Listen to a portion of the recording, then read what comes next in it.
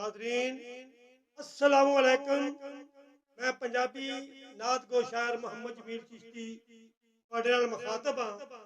मैं हजरत बाबा जी रसूली शाह सरकार जंग बाजार फैसलाबाद वाले दी मैं मनपत पेश कर रहा। उम्मीद है तुहानू पसंद आवेगी।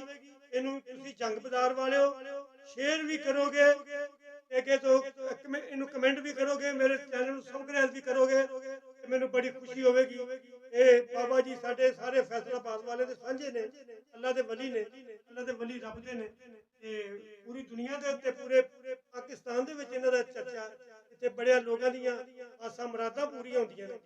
ये नज़म मैं राजा मदर ते राजा बिलाल की फरमाइश दे उत्ते मैं पेश कर रहा। समात फरमाओ।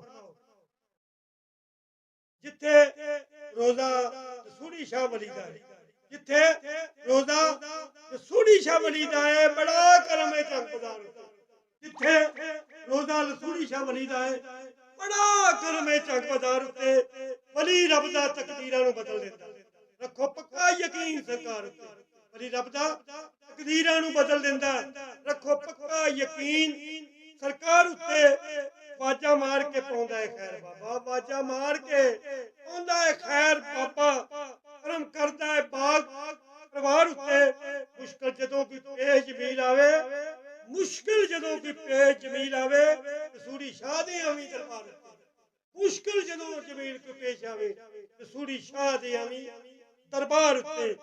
आसां जिन्हां दियां पूरियां हुंदियां, आसां जिन्हां दियां पूरियां हुंदियां ने, चादर फुल्लां दी चाढ़न मज़ार।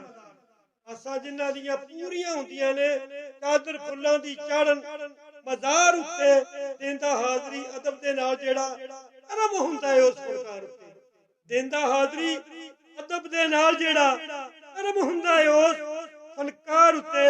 अच्छा पहलवान ते बाबे करम करके, अच्छा पहलवान ते बाबे करम करके रख लिया है अपने मज़ार उत्ते। इन्नी करम जमील ते होर की है, सानू सद्या है अपने दरबार उत्ते। ये नहीं करम जमील ते होर की है, सानू सद्या बाबे दरबार उत्ते। रसूली शाह दा बूआ नहीं बंद हुंदा, रसूली शाह दा बूआ नहीं बंद हुंदा। रहमत खास है परवरदिगार दी, रसूली शाह दा बूआ नहीं बंद हुंदा। रहमत खास है परवरदिगार दी है।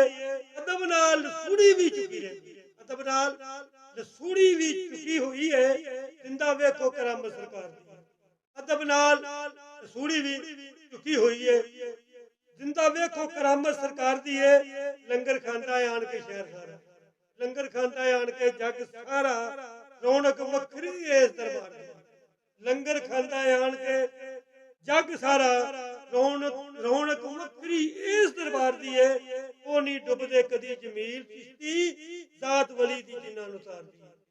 वो नहीं डुबदे कदी जमील चिश्ती, जात वली दी जिन्हां नूं तारदी है।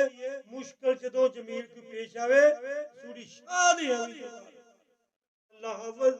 इन्हूं सबसक्राइब करो, कमेंट करो। जंग बाजार वाले हो, बड़ा शुक्रिया। अस्सलामु अलैकुम।